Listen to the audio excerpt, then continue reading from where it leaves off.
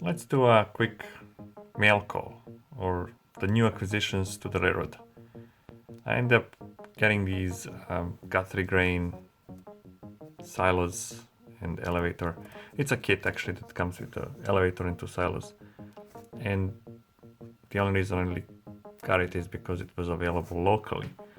Usually when I buy things from US, the shipping on items is more than the actual cost of the item. So these were locally available at OVR trains, so I ended up ordering there, and I bought all three of these Guthrie grain because it's a good deal. You get both the elevator and the grain silos, and then I bought an extra elevator. And these are not just for grain. I mean, I've seen elevators like this for limestone and other things. And since I have some of these industries on the railroad here, I figured, I mean, why not? The grain silo you can make out of anything. I mean, you can just use, any kind of tubing, or even like things like this. Although this might be too big, I don't know. This could probably be an oil tank more than a grain silo. But it's just one of those things that you can just paint it or something, and ends up being a good prop. I also end up getting the tunnel portals, since there is a tunnel on the railroad on Mullen Pass. There is, might not be as prototypical, but I don't care. I mean, it's a tunnel portal, looks good, looks close enough. I mean, the original tunnels have some insignia and whatnot, and actually they're slightly higher, but it is what it is. I mean, I don't want to be mucking around too much, casting my own tunnel portals. I have other things to do. I also got a couple of these Merchants Row kits, and again, locally available. Shipping one of these from US at the cost of, I don't know, $30 for the kit would cost $50 to ship.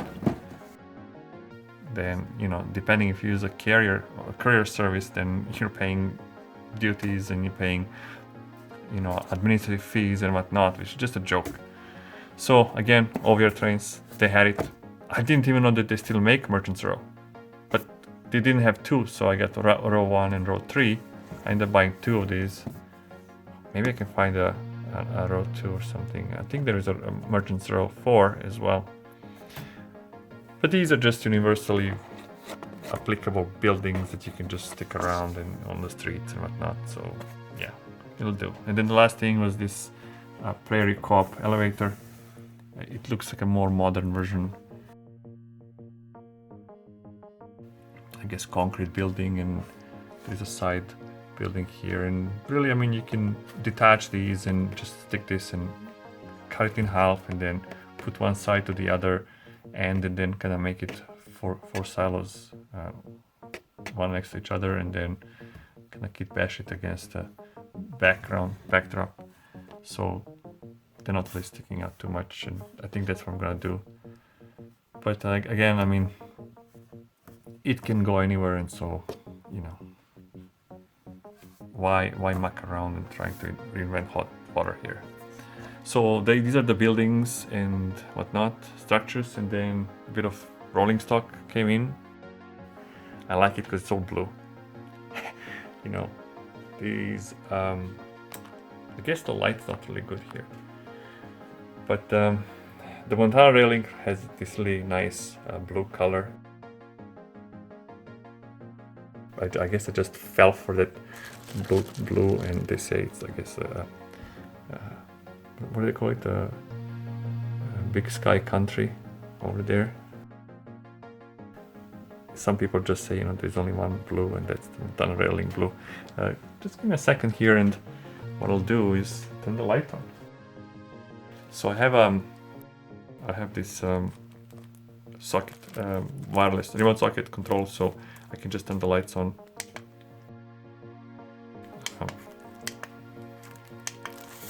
Everywhere.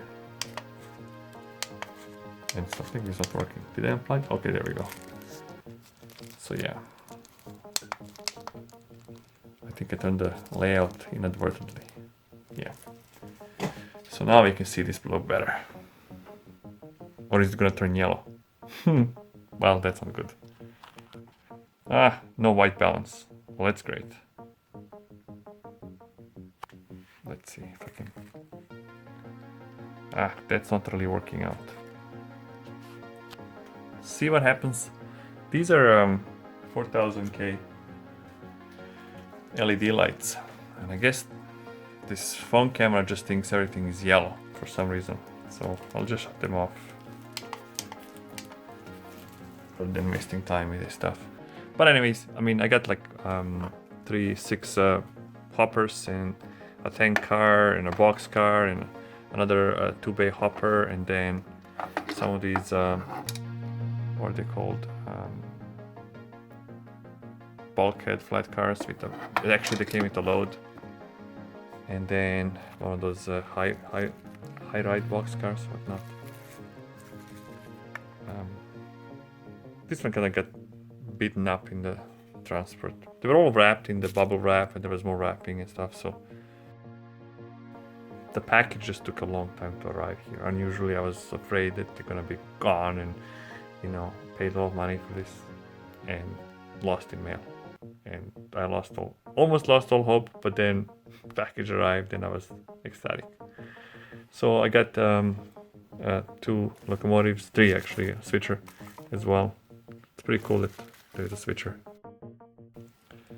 Oops, sorry. Let's see if we can get the light to see that it's a rail link. And there's the logo on the other side. So, what I've noticed is interesting is that this is, I think, FP45, I think. It's very heavy. I don't know why. Compared to this one, it's kind of very light. I don't know what's inside this thing that it's making it so heavy. I mean,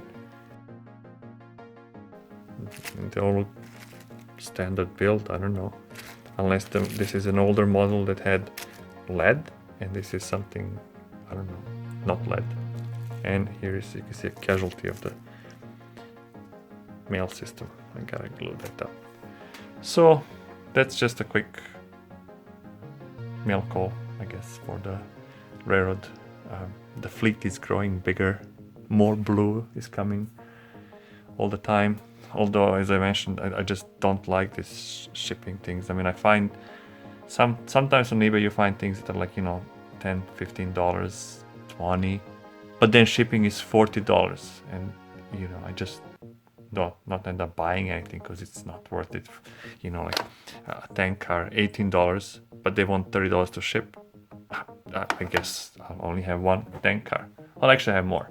So I usually just look for times when I can bundle several of these together, and these were actually from eBay, but I ended up contacting the seller, and he has, I think, I don't know, 5,000 or 7,000 cars in his collection. He's been collecting for a long time, and now after he moved to Florida, he's downsizing, and so I ended up getting all of his Montana Rail Link cars. I don't think he has anything more left.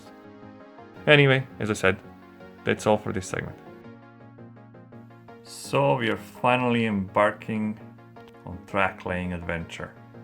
After months of track planning, it's time to put the track down. Crack those boxes open. You know, they've been sitting waiting for a long time. And I'm just starting from this section, probably here. I have 2 inches to extend that area there. That's Trident, Montana. There is a cement plant there or something like that. And I want to put a Missouri River on the aisle side, because really in the real world it is on that side of the track. So I figured, I'll just add a couple of inches of water or something just to make it more interesting. And then on this side is Logan, Montana. And then here is the Lombard, Townsend, and then over there at the Townsend there is also another plant. Then there is a lift out there, and then we are in Helena. And there is another extension there too in Helena. But so far I've just put some track pieces down to see how many I need, and it's just the main line, I suppose. I'll go from there. So there we go.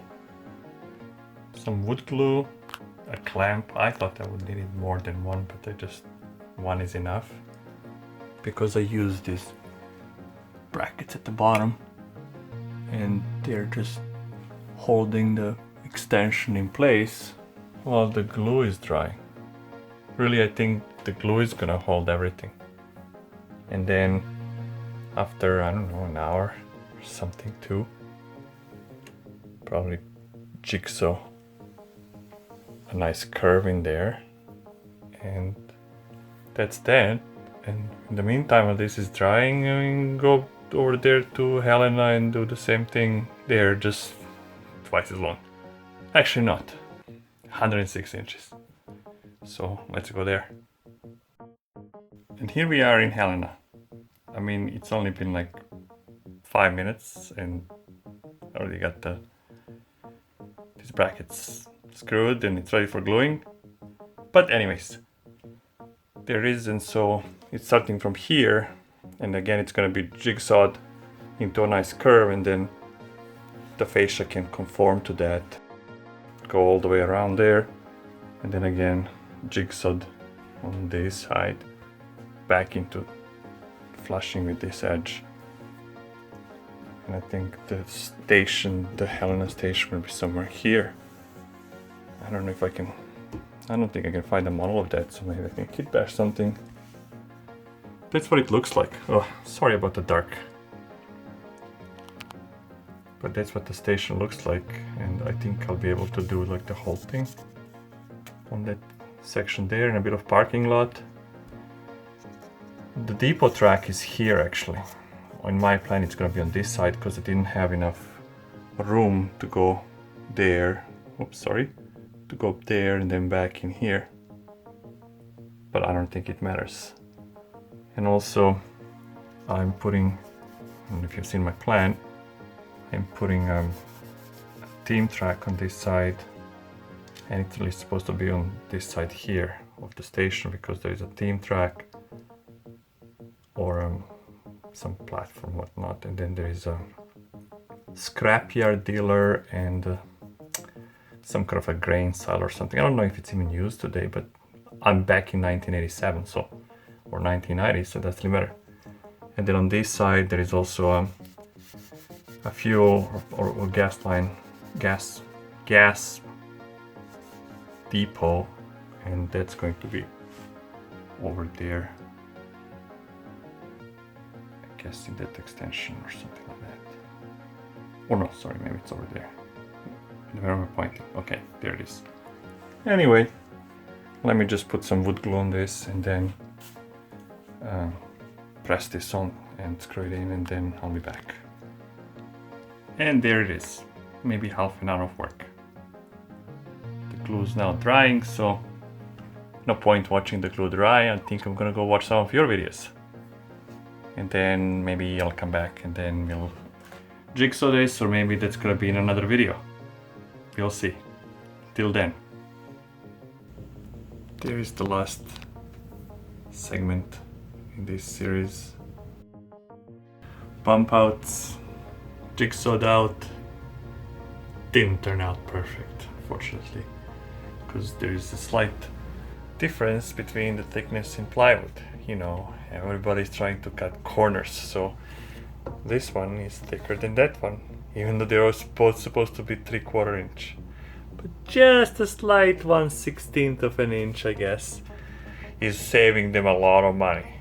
You know, probably a few cents per sheet that they're going to save, but I guess if they make 1 billion sheets, they will save, I don't know, $10 million. Or $1 million, if it's worth it, I don't know. Damn. Whatever. And I had to do a connection here. And there is a thing, bracket that connects them. I'm not sure whether I'm going to keep these brackets or not. I mean, the glue is now holding these in place. I don't know if these brackets, metal brackets, are going to be in the way of something or not. Although this section here, as I said, it's just going to be a station here. Up to like, I don't know how much, and then whatever else, parking lot, team track, I don't know. Looks like I'll have to sand something or just or fill it up somehow, or might just come down with the truck. And then the other side is done as well in Trident. And then I realized that in that alcove there I still need to finish the corner or the alcove itself. So here is the portion here where the Missouri River is going to be, and then there is the piece for the alcove here. There it is, but now it does not fit. It needs to be shortened by 2¼ inch or whatever this is. And hopefully this area here, I mean, it's kind of tight, but it is what it is. So you better be skinny to operate on this railroad. And short, because this is only 6'5" or something like that. That's it for now. Thanks for watching, and I guess more will come soon.